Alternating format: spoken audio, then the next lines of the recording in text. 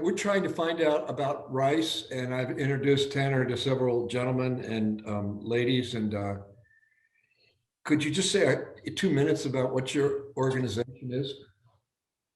Yeah, sure. My employer is CoBank, and we are the largest lender in agriculture in the U.S. So the word CoBank is literally cooperative bank. We were created as the lender by the government many years ago, over 100 years ago, to lend to farm cooperatives. And so our customers are like Riceland Foods, producers rice, and we used there's some borrowers out in California as well for the medium and short grain rice varieties. But most of our rice exposure is in the Delta. No surprise, I don't think there. Mm. But so at any rate, as you know, our lending mandates have expanded over the years, and we bank anyone in agriculture now. People like ADM, Cargill, I didn't Bunge. know that. I did not know that. Yeah. And just for your own background, what that's called is similar entity. If we can bank a grain co-op elevator, we can bank a private grain elevator. The whole reason for expanding our mandate over the decades is because of the consolidation in agriculture. How do we survive as a bank when our customers are disappearing? And so, at any rate, that mandate continues to expand. And so, at any rate, the purpose of this paper really is looking specifically at the future of rice in the U.S. as it will impact our borrowers, people like Riceland Foods and Producers Rice, the two biggest rice co-ops in the U.S. And they manage long. Go ahead, Milo. Can Shahid have a copy of this when it's done? Absolutely, yeah. Yeah, that would be great. Yeah, that would be fantastic. Yeah, as I do my research, or when I have a draft, what I always do is I share it with everyone who had a voice or contributed information to it. Yeah. And I don't put people's names in it. My name will be the only name on it, and I don't list companies or anything like that. But I'll share it before we publish it or before we release it to our borrowers and to our stakeholders. Just for mostly as long as to get the thesis right and make sure we've got everything buttoned up. This is we're really considered the grain bank in the U.S. We bank so much of the grain industry across the U.S. Marcos, I'm sorry. How much time do we have, Shahid? I'm easy. I mean, we have an hour is okay, or whatever time you guys. I mean, it's okay. I'll let you take the lead. You'll run out of patience if you're hungry. No. I've already broken my fast, so I've had some food and stuff. You're going to sit there starving or something. No. Okay. So anyway, and our concern is what's the future of our borrowers, and specifically in the realm of long grain rice. Stop me when I'm just boring you, but fragrant rice imports, especially we're talking about basmati and jasmine, continue to increase every year without fail into the U.S. However, our acreage has not expanded. So if we're not going to be producing what we need here in the U.S. and we're replacing traditional long grain with fragrant rice, what's the point of having a U.S. rice industry, or what is the future of the U.S. rice industry? From production to processing to retail, all of those things are going to be affected if our needs are going to be supplied overseas and not domestically. So really trying to create that investment thesis. What are the risks and opportunities in long grain rice, specifically in the realm of fragrance? Yeah. Okay. So that's it in a nutshell. Could I give you a footnote here statistically? Our association, the U.S. Rice Association, puts out import statistics. I've got some recent ones that we imported about 1 million tons of rice in the previous 12 months. of that total, 56% was from Thailand, and that would be the jasmine, not the basmati. 16% is Indian, and Pakistan is 3%. But that in that particular month, there was a 50% increase in imports from Pakistan. So although it's still a small percentage, it's a growing type thing. Have you shipped rice to the United States? Yes, and funnily enough, I've just kind of increased my volumes this kind of last 6-7 months. So I'm just wondering how much of my, I mean, we obviously Pakistani exports are starting from a very low basis. So the growth, if it's, significant, but not necessarily huge volumes. And it's been disruptions, COVID disruptions in India. I think that's been the main, I mean, in my case, I know a company that I've been talking to almost for 7-8 years. And I'd met them in the US and been following them up from time to time, and then suddenly it just came that we started doing business 6-7 months ago because they were looking for alternatives from India. But I also know that I think that process will build traction, because a lot of their customers, of course, if you're talking to retailers and brand owners, they just, if it's tenders, they just have Indian basmati rice as a product listing on there. And it takes a bit of time to kind of, switch them over or have Pakistani basmati as an alternative. I mean, we've been through this process in India where, years ago, 10-15 years ago, the retailers would be, just because basmati exports were earlier, they started earlier from India. So their product, listings were based on Indian pusa and Indian varieties. And so, as the substitution becomes more and more equivalent, and, I think it becomes easier for Pakistan. And plus, there's been, issues with India, I think, with pesticides and food safety. And I think really this, the COVID disruptions in logistics, that's, sort of pushed a lot of, people to look for alternatives. They still, of course, like you said, I think they probably, have the bulk of, not just bulk, I mean, I would say probably 90% of the business, because of people like LT. And Indian companies have always gone and invested in the US. I think it was before LT, it was, I can't remember the guy's name, but there's always been, a company that sort of dominates for 4 or 5 years.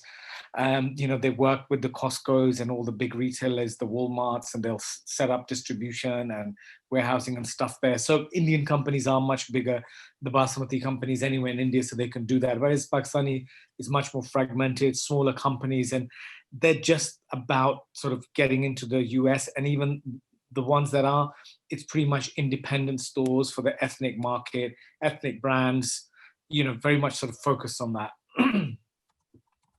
Okay. Does it generally go to the Pakistanis in the United States or the general population, or do you know? Sorry.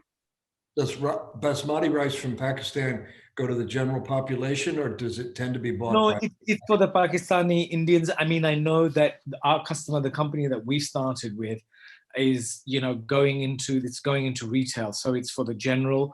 But I guess and I've seen this in the UK and Europe, where there used to be these small ethnic shops and ethnic stores where Asians, Indian, Pakistanis would go and shop. But slowly, as the retailers started building their own ethnic food portfolios, I think they switched over, because the Indian and Pakistani housewife or husband would go and do bulk of their shopping at the retail supermarket, and then they'll go and buy the ethnic stuff from the store. And I think that kind of, they've sort of, that's been captured by the retailers as well. So I would guess it's initially the small packing if it's the small packing, it's for the sort of the indigenous, for the the US consumer, and the larger packing, the independent, is for the ethnic. They would buy a 10-pound or 20-pound bag, whereas the US consumer is more 2, 5, that sort of thing. I sent you a chart. Did you get it by email? Yeah, I saw that. I mean, I don't know what's been driving jasmine. I've not been looking at it, but it could be more like a coincidence, I think, because you see Indian prices shooting up. Yeah, down and Thai going down. Yeah, and Pakistan was opposite. So whether that was because of, I don't know, there were some tightness in supply and the logistics, because their crop was good. Overall, they were, I mean, we're having a tough competition competing with the Indians in the Middle East. If anything, because Saudi Arabia's closed, COVID, because Saudi Arabia and Iran are the biggest markets for Iranian basmati rice, right? So Saudi Arabia buys 1 million tons plus minus.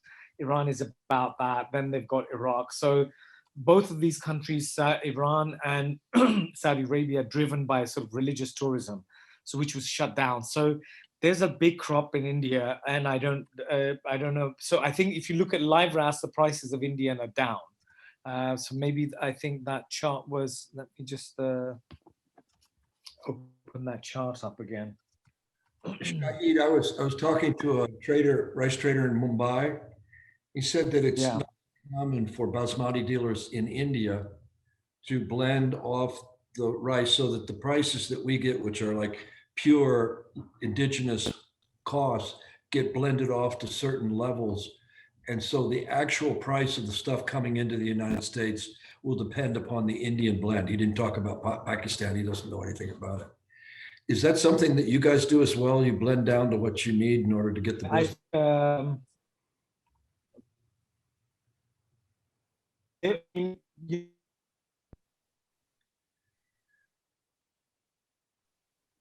Sorry, my this connection is bit. Can you hear me? I can hear you, yes. Yep. It's a bit frozen now. It's frozen now. Yeah. Are you there, Shahid?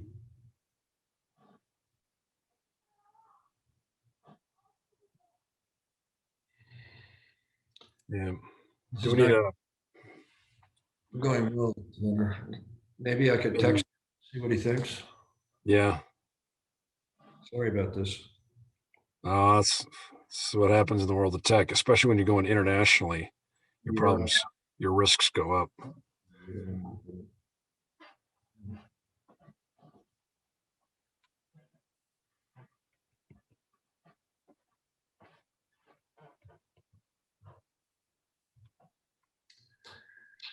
Hi, can you hear me now? Yes, we're back. Yeah. Well done. Whatever you did it well. Over my Wi-Fi, I think the other one was playing up. So I was just trying to find the chart. Yeah, I mean, I think it's just, I don't know why. I know for Pakistani basmati, again, it's because Iran is out, at least all the tourism is dead, Saudi Arabia is out. So I would have thought the Indian factors are the same. So, and I guess the Thai, I don't know what's been driven by Thai, but it's, I mean, we're going through a big, we had a good crop this year, same was in India. I mean, in fact, I would say probably we had the best crop in about almost 10 years, I would say. The quality of the product, the yields, the weather was really good. So we have, our market is under pressure because of, it's likely to get adjusted because maybe the sowing will be down next season or something. I didn't mean to suggest any connection between the prices. I just noticed them. Yeah. I'm not people to buy jasmine, buy basmati anyway. They may be different. I don't know. Yeah, no, they're different. I mean, I know for someone that the company that we just started working with, they've got a brand in jasmine, and then they've just started a new brand of basmati with the same, same brand name. And I guess they're different markets. I mean, I don't know if they're sort of in food service or somewhere like that where there's some substitution, but I would guess at the consumer level there isn't.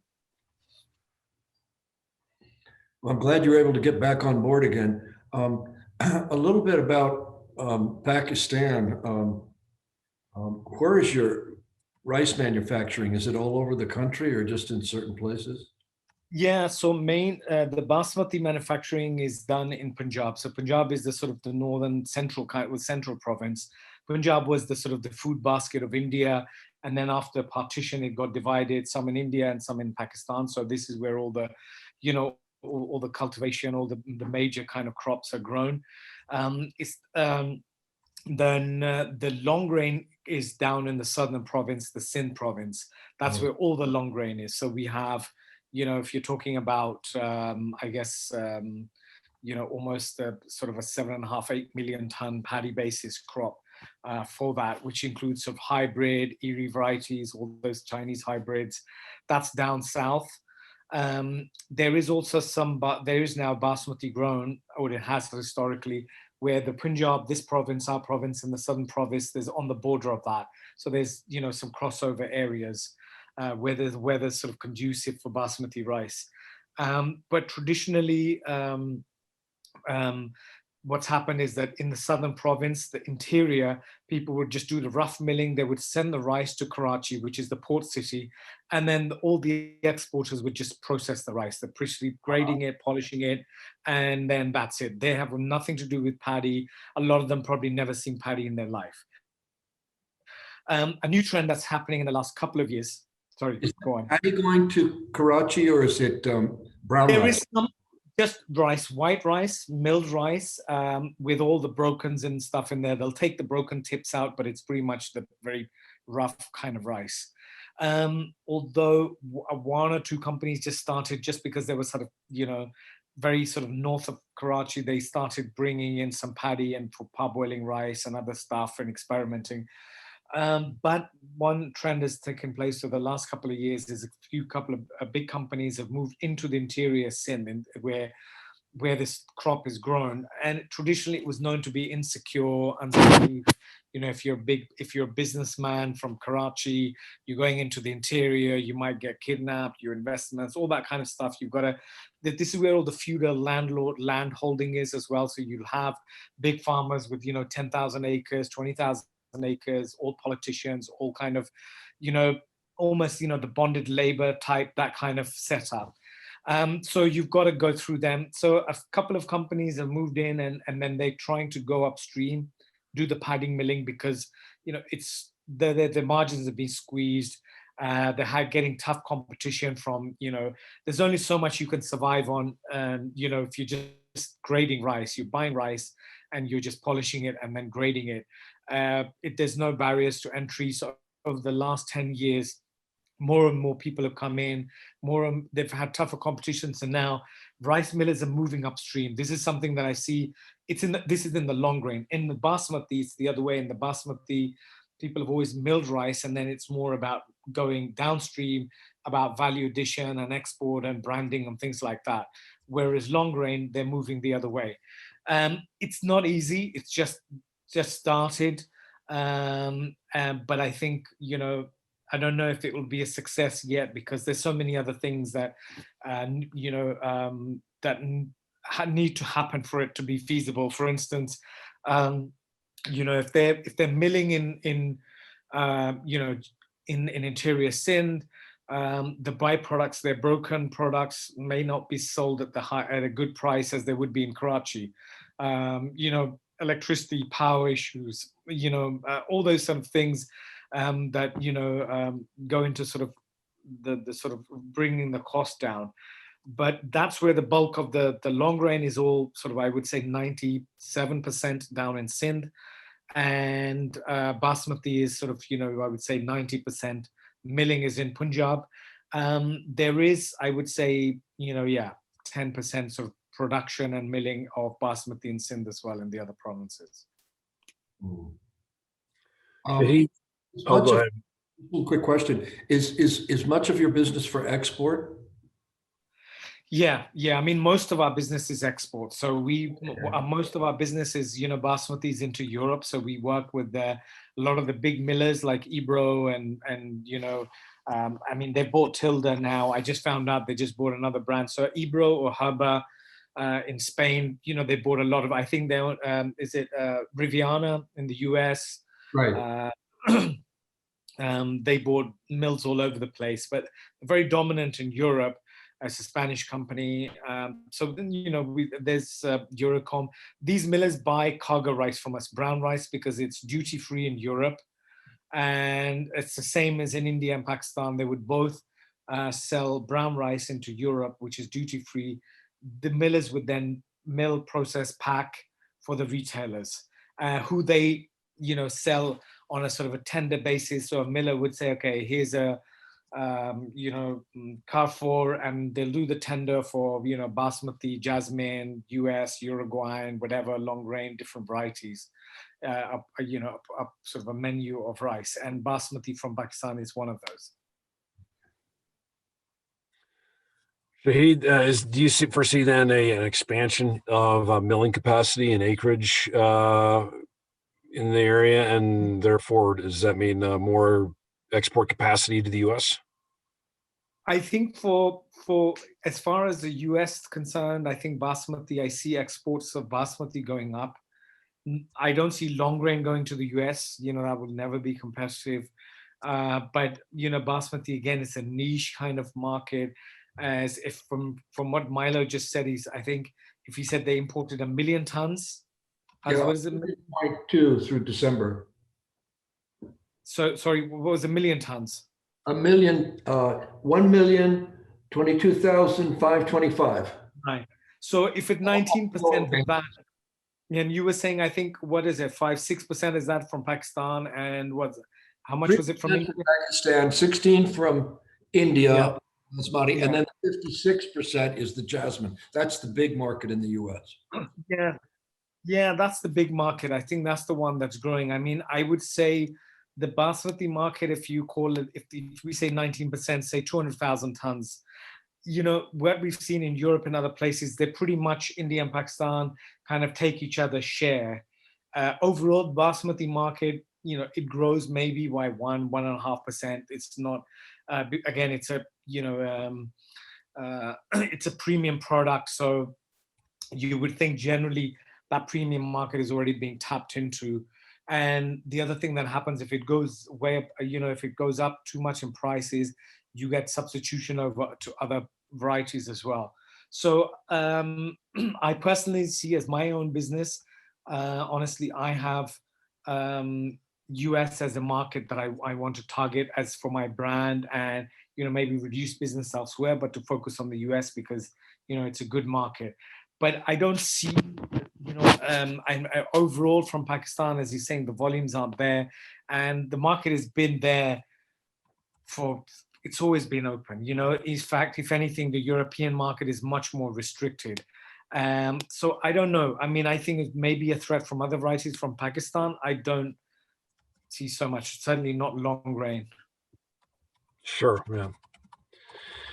So the growth opportunity, is that consumer-wise, is that, do you think, general population or ethnic population? I think it's general. So the way the growth opportunity is that, for instance, just the example I gave, I have a customer, they were buying from India and they've just gone for a slightly cheaper, maybe safer, or just another alternative to India in case of, they've had disruptions from Pakistan. So they're not, okay, there's some substitution, but then they've also gone for a new brand. So it's a bit of both. And I would say the main growth opportunity, the ethnic market is probably being catered for. It's pretty much trying to take the share from the Indians. I would say that's more of the play, just because of, Indian, as I said, because of there's more pesticide issues in Indian rice and there's more disruptions. But there is, because if you look at the general market, pretty much all the retailers, I think they have the basmati brands already on the shelf. So I don't see they'll have a huge, it'd be like a couple of, it'll be very low single-digit growth in that. So I don't know, maybe there are more that I don't know, big retailers or, food services that are not doing basmati already, then there would be a bigger growth potential, but I don't see that. Does the buyers for your markets outside of Pakistan on the basmati, do they see a difference between Indian and Pakistani basmati in terms of quality or anything like that? Yeah, there is some difference. I mean, generally, Pakistan is some of the varieties. I mean, one variety that's very popular from India and then it became from Pakistan was 1121. Which was, for many years, Pakistanis sort of said, this is not true basmati, it doesn't have the lineage, all that kind of stuff. And eventually we adopted it. And when we kind of localized it, we said it's basmati. But basically, it was less aromatic from India. Pakistani rice is a bit more aromatic.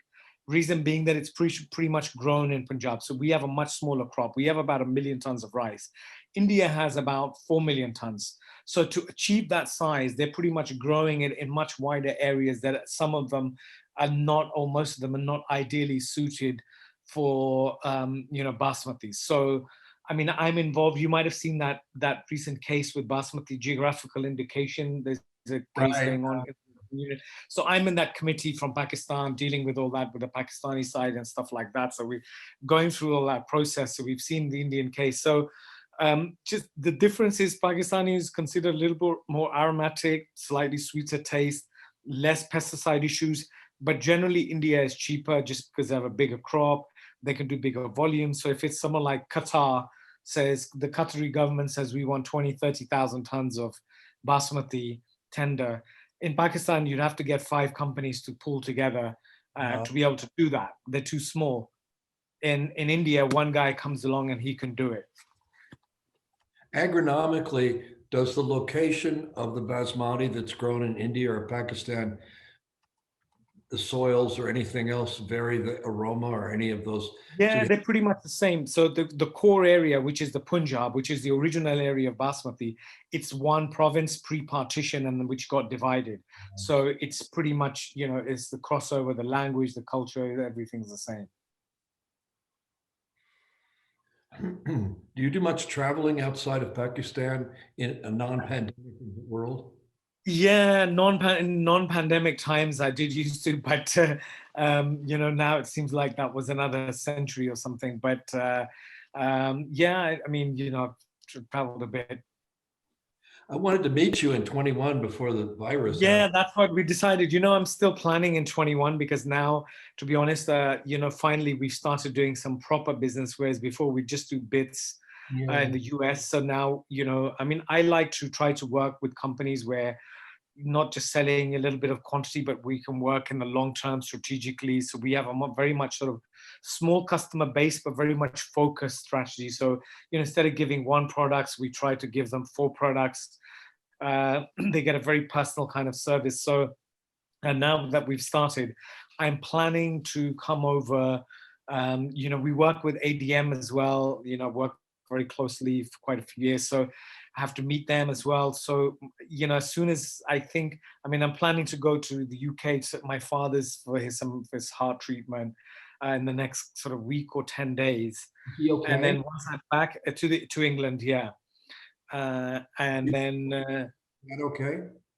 yeah, he had his bypass about 35 years ago, and it's pretty much now he's 80, 81. So he's kind of he's had a couple of stenting, and we had treatment here, and it's just not he's not settling down. So we have to go and get him checked there. It maybe he needs another surgery or something. So yeah, so it's been tough. Last couple of months he's not been well at all. So but after that, hopefully, God willing, all that goes well, then probably sort of as soon as that, after that, I'm going to the US actually, because they're kind of, we have a few things to develop there. I've got customers, I got international grain companies and all kinds of customers up and down the marketing chain. I haven't seen any of them in a year. And 2 days ago, I went to a funeral of a very important rice farmer in Texas. And I met with my customers. It was weird. It was like, I just didn't feel right. I felt like I was in a foreign country or something like that. Yeah. It just was very weird. And Yeah.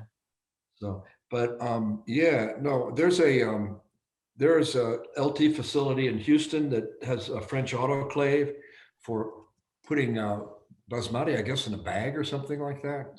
Yeah, it must be for organic, I guess, because they do a lot of organic rice. I know LT. So the autoclave is it's the sort of the best solution in terms of very fast, quick, efficient fumigation, because it high pressure, it kills all the eggs, that kind of stuff. So there's only one facility like that in Europe, in the Netherlands.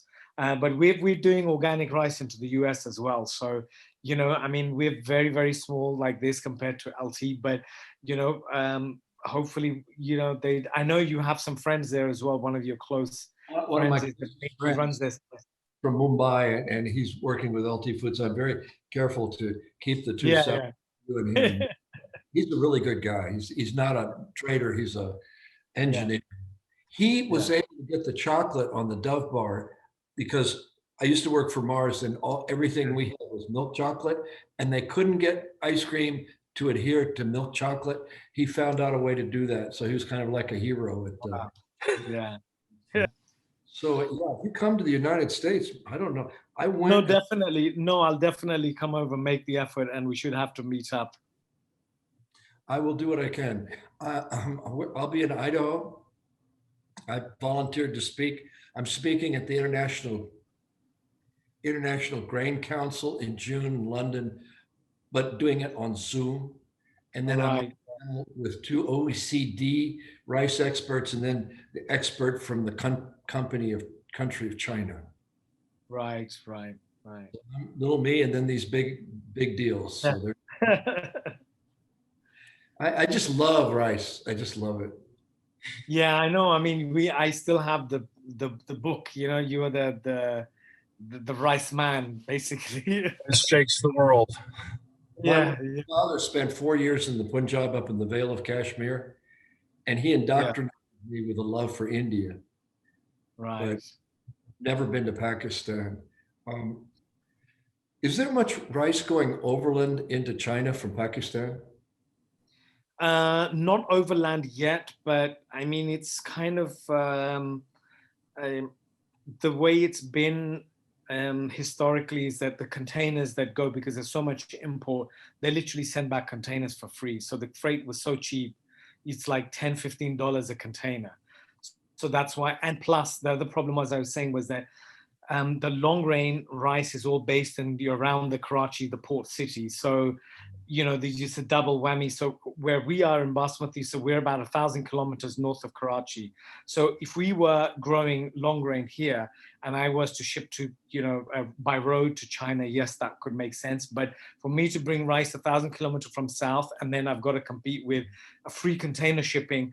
But having said that, I mean, the way the container prices, I mean, people are really this year, they lost their shirts in long grain. People always sold short in August, September, October, November, and then the market shot up. Freight prices went crazy, you know, so they would pay $15. Historically, they were paying $400 and $500 because literally the Chinese sent vessels here. They needed the containers, so they just picked up all the empty containers rather than waiting for them to be filled up in rice. They just kept on picking them up and then taking them back. And that just disrupted everything. So I don't know. People keep saying in the next 2 months, next 3 months. I mean, I've been hearing this for now, you know, for like 7, 8 months now, and people now saying, well, it's July, August. I don't know when the sort of the shipping line. But sometimes it feels like, you know how it is, Milo. It's like, for me, I started doing this in 2001 to 2007-8 was a paradigm shift in terms of commodity business around the world, in terms of volatility, price inflation, all that kind of stuff. And I'm just thinking, is this another big shift? You know, because things sometimes, you know, markets don't evolve. There's this big shift, and then they're in a new kind of, you know, new paradigm. So it maybe with freight companies, because I hear the shipping lines were losing money for the last 10 years, and you know how they tried to pull together, there was excess capacity. So maybe somehow they get a new lease of life, and that we don't see those old freight prices or something. Gotcha. Well, Tanner, do you have any other questions? Oh, geez, this has been fantastic, Shahid.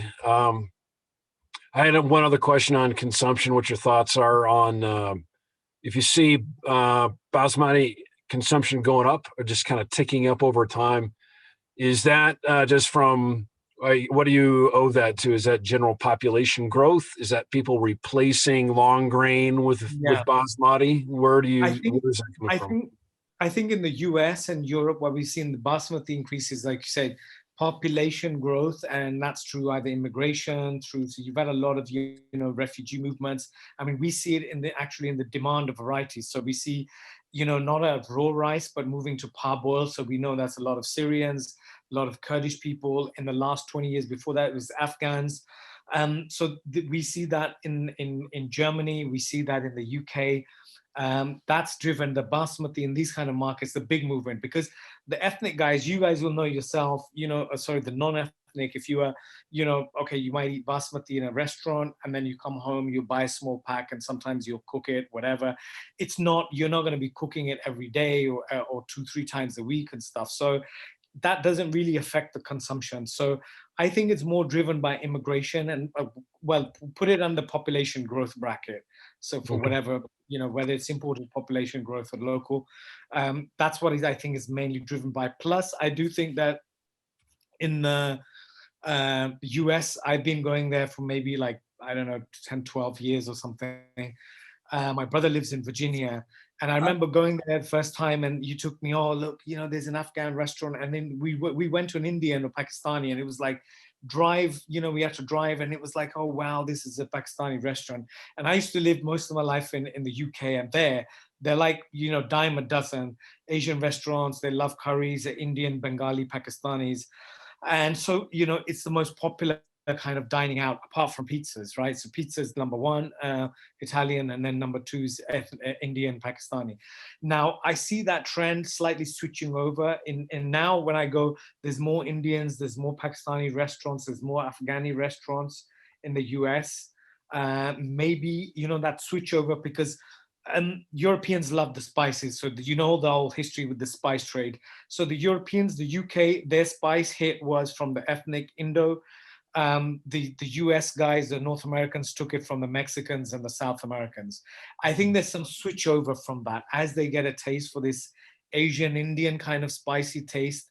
Maybe there's a switch over from that. And I think there's more dining out. I think there's more demand for Indian, Pakistani restaurants. I think that would be the other growth. Right. Okay. A lot of conjecture there, Milo. A lot of assumptions, but that's like, I'm sitting however many 10,000 miles away and building, but this is my hypothesis anyway. Right.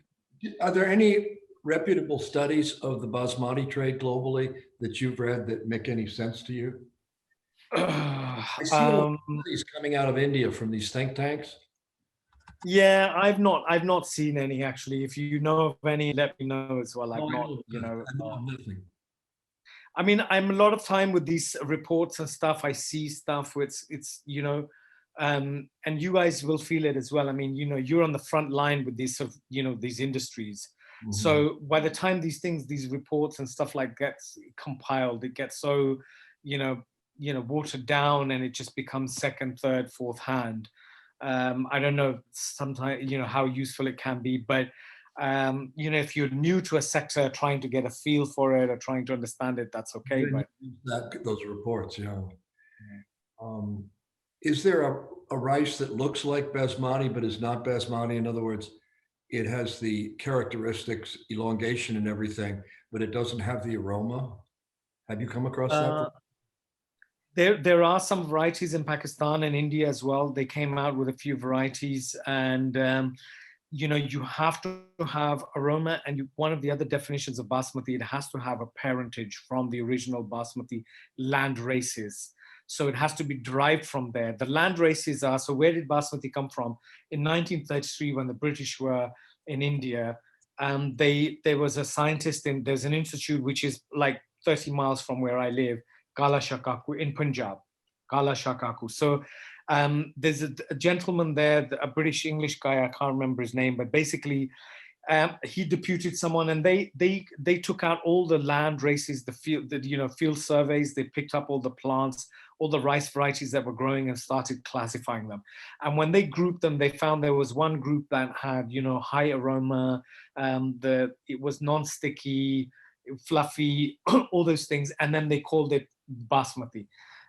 The word basmati originally was used in, and this was a case, by the way, the Indians used this evidence, against Texmati. There was a company in Texas, California, that did Texmati, and they used it in court. Was that so? The subcontinent version of Romeo and Juliet is called Heer Raja, which was written in 1735 or something like that. So in that story, when they get married, the groom's family go to the bride's home and then they have a platter. There's 17 different types of rice that he mentions in that story. So that was actually used as evidence in court, saying, look, this is the historical evidence. So this all goes round to then building, saying, look, this is basmati. It has to. So now our definition of India and Pakistan is that, and this is the same as in the British Retail Consortium, the British Code of Practice, the European standard as well, is that, one of the parents has to come from those original varieties that were classified. Then, we have this struggle within our own industry. They're purists, and then there is, people who are commercial saying, look, we got to have high yields and got to be this, and we got to fulfill the demand. They keep on diluting it or whatever. So it's a constant tension. And so they have come up with some varieties which probably will get not listed as basmati, and there's one or two that get declassified, saying, look, they don't have the aroma. Okay, the cooking is there, but the aroma isn't there. So, and now they're working on hybrid basmati. How much of that can be basmati, I don't know. But yeah, there are some varieties, but and one of the other things, it has to have an aroma gene in there. So you can have, say, a basmati grown in an area where the climate is not conducive, and then the aroma gene won't be activated; it'll be deactivated. So you won't feel that aroma exactly. So I think it's called RFG is the name of the aroma gene. So that has to be present. I mean, it's not in the definition, but commercially, it's kind of become, the Europeans have looked at it saying, oh, we've done these analyses, and okay, this doesn't have the aroma gene, but if you're doing a centuries test, how can you feel an aroma? Because it does. So they're kind of using it as a tool, as a cross-checking, but it's not in the book of definition of either Pakistan or India that it has to have an aroma gene in there. But sorry, by definition, of course, if one of the parents is from the original land races, it will have that gene in there. Yeah, the gene. Yeah. So you could have a seed that is aromatic basmati, but if it's grown in the wrong place, it won't. Yeah. It won't. Yeah. Did not know. Shahid, do you know what are those climate conditions specifically? So the climate conditions are basically what you need is that it's photo period sensitive. That's one of the things with basmati. So if you sow the rice, it's gonna be only the plant is only gonna come out at that right time. When the generally in Pakistan, it's sown where then the flowering stage happens when the nights are cooler, the days are warmer. There's a big temperature differential, and the nights are getting, the days are sort of getting shorter and the nights are getting longer. So that's one of the key things. So it needs certain temperatures. I think it needs a certain level of humidity. I think it's 80. I mean, I should know this by heart because I helped we've just done like a book of definitions for our GI case. I will be able to share that with you at some point, but because it's still with the government at draft level and we're just still waiting for the Indians, what they will do, there's a negotiation going on. But essentially, high humidity at the time of sowing, 30 odd roughly degrees around the flowering stage. And at harvesting, it starts ripening the plant is when there is the maximum temperature differential between day and nighttime. It's up to 15 degrees. So you can have 30 odd degrees, 32 degrees during the day. And at night, it's like 15 degrees.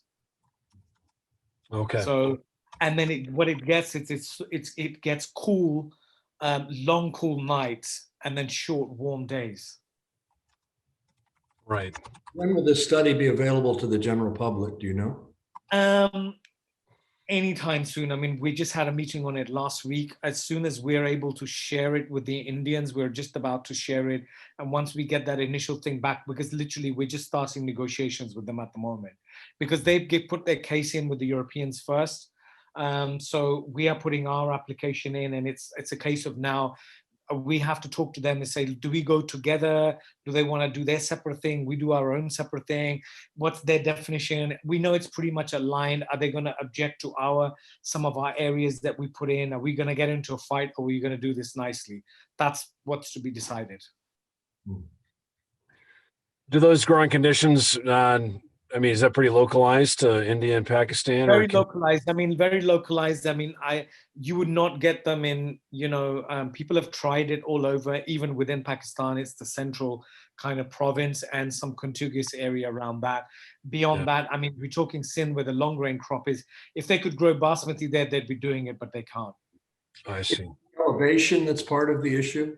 How There's high up? elevation and the monsoon temperatures. You got to remember, you know, when we're getting monsoon as well. So it's, you know, monsoon is very sort of unique to here, to the Indo sort of the subcontinent. I know there's a monsoon sort of where the pattern goes further, you know, eastward as well. Sort of, but that there's continuous rain then, you know, whereas here, you know, we'll be sowing it in June, very high temperatures in sort of 45 degrees. Temperatures, and then you have high humidity, constant rains for a month and a half, and then a cool off period, and it's been harvested at when it's 20 degrees. Wow.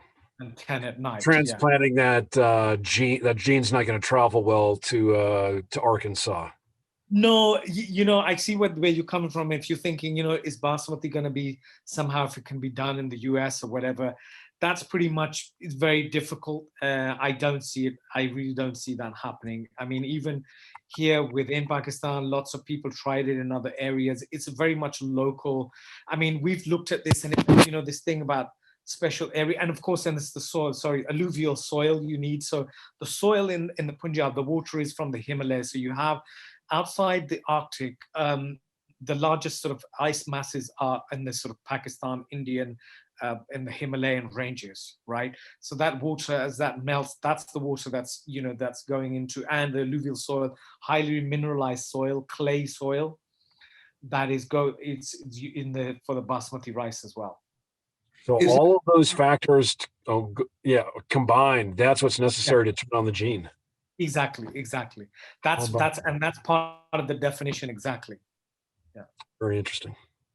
Yeah. Well, I appreciate your time. We are making some progress in jasmine, but I have heard nothing other than what you mentioned about Texmati. We launched a product with Uncle Ben's and Texmati. It's a historical footnote. It never worked out because people don't want aromatic rices from Uncle Ben's. We're known as being no smell type situation. So our market, we'd have to reinvent the company to do it, and that just didn't work out. So it was lost on us. Yeah. And of course, that doesn't elongate. The Texmati does not elongate. I don't know how important that is, but it doesn't exactly. So, and then the other sort of that was the sort of the climatic, the environmental factors. Then within the grain, obviously, it has to have certain elongation ratios. Which is above 2 times. So after cooking, the length to breadth ratios. You know, there's a certain sort of nutty taste. All those sort of definitions. One thing that we never had a proper basmati definition. India had its own, Pakistan had its own.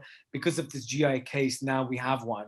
And so, and you know, one other thing that will happen is, this is why we're waiting, is that they will eventually, Pakistan and India will combine, will apply for a GI. They will apply for a GI all over the world. So it's not going to be, Pakistan and India will not sit around if someone, you know, in Uruguay decides to go basmati rice. Thank you so much, Shahid. And yes, okay. Sorry, and just one point, you got to think, it won't make commercial sense. If you can get something that can, somehow you can get way higher yields that you're getting in the maximum, say in India and Pakistan, somewhere like Uruguay, then, you know, you might be a little bit cheaper, but you know, the main ethnic market, the main consumption people will want, they don't want, you know, an Indian Pakistani doesn't want rice from Uruguay, they'll want it from India and Pakistan. I don't think it's like wine where you can grow it in California or something like that. I really don't. Yeah, no, I think, and you know, I think because there's so much more that goes into sort of making the wine as well. And again, I mean, the Californians have been at it for a long time as well. It's a much more sophisticated product. I mean, it's not, yes, wine is certain, you know, a range, it is commoditized, but I think certainly not in other segments. Any other questions, Tanner? Oh, I'm sure I might have some more ideas later on, but this has really been fantastic. I've learned a lot here. I really appreciate it. No worries, Tanner. I will hopefully will be connected because I have lots of questions on how you guys work, because I'm working at the moment with the largest bank in Pakistan. We just did a pilot on how to, you know, Pakistan has very productivity, poor farmer sort of capacity, all those kind of things, how to get finance directly to farmers. There's a middleman sort of formula where the farmers would go to the middleman, get money, or sorry, imports, a little bit of cash, and then they'd have to take their crop back. So we're trying to devise a different model where, we we're the bulk buyer, and then we're providing inputs to the farmers. But there's a loan there behind there, but sanctioned approved by the bank. It's a pilot. We're just going to the next phase, but I think there's a lot of, I'm working on like a digital platform at the moment. I think, solving the sort of the financing and potential co-op models and stuff like that within Pakistan. I mean, Pakistani, agriculture or farming is becoming more and more fragmented because, the land holding gets passed on to the male children, and then sort of it gets divided as well. So it just becomes, so what you were saying right at the beginning about, in the US, things have been consolidating and your business is moving differently just because of agriculture consolidation. I mean, I don't know, maybe that might happen in Pakistan in 20 years, or maybe start in 5 years, but the government is just coming out with new policies and stuff. So I'd love to, sometime pick your brain on some ideas and stuff like this on how, to devise sort of financial, sort of how to do it, in a Pakistani sort of version. Absolutely. As a matter of fact, a very good friend of mine, he's working on a co-op lending model somewhere in the Middle East or North Africa. Yeah. Well, we can get together some other time. Yeah, we'll stay connected, and then it'll be good to, sort of pick your brains on this. Yeah, sure. Anytime. Love to. Yeah, that's why I'm bringing Tanner along, because the milk of U.S. agriculture is the money. Mm-hmm. The money you make it happen. And that's what, that was the genius of the Federal Reserve Bank and of the co-ops and that whole method of operation that happened in 1914. And people overlook that a lot in the US, but it's absolutely essential. Would you be able to, I think it was around then and the cotton sort of revolution, all the seed and mechanization took place as well. I mean, I'm looking for if you got some reading and some sources and stuff. I mean, I love reading. I'm a bit, I just need to learn on this. And I always find that there's so many lessons in history. We don't need to reinvent the wheel. And I believe that's when your agricultural revolution took place. So if you can just send me some references, some names and stuff, I can get the books and things like that. That'd be really interesting. On ag financing? Ag finance, just general how agriculture, around the sort of the earliest sort of 20th century, the first sort of, quarter, how it developed to change. I mean, I've read snippets somewhere, how in the US, in cotton, there was new developments in seed, there was mechanization, those things were driven. And even that I've just read through reading about Pakistani agriculture, but someone in a book, was referencing sort of the US experience. But let me show you. There's this book called Big Cotton. Big Cotton, right? Okay, perfect. And I just got this not long ago as a present. I have not read it yet, but this is one of the bankers at CoBank told me this is the book to read about cotton, about U.S. cotton. Right. Yeah. This goes back. So, cotton was several hundred years. And this book, yes. Thank you, Milo. I'm working my way through it. I'm his student. And I will text this to you.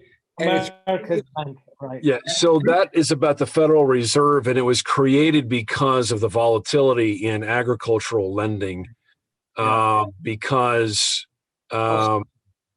we were on the gold standard. Anyway, we're about out of time. This is all really interesting as well. The other reason I think is because I'm involved in different, I'm talking to banks, I'm talking to government in different initiatives, just because that the space, there's so much vacuum and they're looking for the private sector to step up. I mean, Pakistan is going through a huge cotton crisis at the moment. We've had the lowest production ever, and they're having to import, where textile is our primary industry and primary export.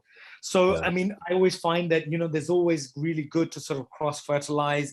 There's always, you don't know where you find ideas. I'm a big fan of, serendipity and finding, wherever you just don't know where you're going to find that bit of gem that's going to, change things. Yeah. I'll come up with another list here, but these two Yeah, books, I'll add them, and I'd be happy to that's share them. fantastic. Yeah, That's absolutely. So our next talk may be more about American agriculture. I don't know. fantastic. I Yeah. love talking about this stuff. I get passionate about it. So I No, love. same here. I mean, this is what I'm, as I said, we were just, rice milling, buying paddy, making rice, exporting. And then like 4 or 5 years ago, we've started working with local farmers, and we just took them for granted. I mean, these farmers, we bought a mill in the 90s. It was an ex-government mill which was shut down, and then they privatized it. So these people were sometimes, some of them had been supplying to this mill for 40 years, or their families. So we just took them for granted. Okay, they're local farmers, they bring us the paddy. And then I had a kind of a, I don't know, just this light bulb went on. I went to an agricultural conference in about 2015 in London, and they were talking about all these big farming, sort of Ukraine. I had no idea all this huge corporate farming in Australia, here, there. And I was thinking, this would never happen in Pakistan. But then I realized actually we've got our mill, and then I've got these hundreds of farmers surrounding us, small farms. But if we put the two together, we'd be a much more valuable, entity, and would work closely. And then the more we work with farmers, we realize how inefficient they were, how tough they were, but the difficult circumstances they work with, how poorly they were served. And then it's been a kind of, how do we improve their circumstances in terms of trying to get them more finance, better machinery, better productivity. We're working on sustainable rice with them. So we just produced our first year SRP certified rice. All Uh-oh. Yeah, I think we lost Shahid. I'm hearing you, Shahid. And the more it just keeps opening up more and more as I peel back on the layers. Just the general, the basic sort of buying rice and milling it just seems boring, and now I just need to do this kind of difficult stuff. Shahid, can you summarize what you just said, because we didn't hear it? Oh shit! So no, I was saying, so basically the more I get into the sort of the agricultural side, the upstream, the way farmers are working, their needs, their low productivities, then the more interesting it becomes. The simple sort of buying paddy and milling it and then exporting becomes boring. And now I'm actually developing now, working with someone. I just have a call now with developing a digital platform, a farm management platform, but for small farmers, smallholder farmers, where we can bring in mechanization. This is why I'm interested in the finance bit. How can we plug that in at some point? But using that data to improve their yields. I'm just purchasing a couple of drones, so we start doing drone spraying and mapping and stuff like that. I mean, there's a lot of, these are all sort of experimentations, but there's so much inefficiency, and 20% of the Pakistani GDP is agriculture. And what you're saying about the US revolution, and I truly believe that it's simply we're just 100 years behind, or maybe more. I don't know, even 200. Who knows? Yeah, there's a lot of connected dots leading into that. A lot of it was when Abraham Lincoln created the USDA and the land grant system, university system, with research and extension that reached out to all the farmers in every single county of the U.S. They had science supporting every single farmer throughout every. Exactly. So Tana, we have a field team that goes out, does this advisory to the farmers, and literally today, the Prime Minister today announced it, that the government has extension service, but they don't do anything. They're nowhere to be found. They're just whatever. You can imagine. I mean, this is Pakistan, right? So basically, they just announced it, that he's privatizing the extension. Right. So I'm thinking, okay, this is, are we geared up to do this? You're going to privatize all of Pakistan. I mean, he just announced it. I haven't seen the news yet. My dad told me. So, I mean, these are politicians. They make announcements from here to actually privatization, whether it will ever happen or not. But essentially what the extension is doing, it will be done by the private sector in order for it to be effective. That's for sure. I was on the Prime Minister's steering committee for rice, just to look at this, how to improve rice export, how to improve productivity and all this kind of stuff. So we've been talking about this for a couple of years. I get sometimes bureaucrats, and this is why I'm interested to read this. They'll come up with some fact about the US about 100 years ago, and then they sit on their high horse. And then I'm like, okay, I don't know, maybe he's right. and he's applying this here. So I need to kind of, just to be a bit more learned about this and see, obviously it has to be localized, but this is not my domain, but I want it to be my domain to learn about, because financing is a key part of that, and facilitating farmers. You can't do that without, getting the right formula for financing. Well, I'll pull together some resources for you. I'd be happy to do that.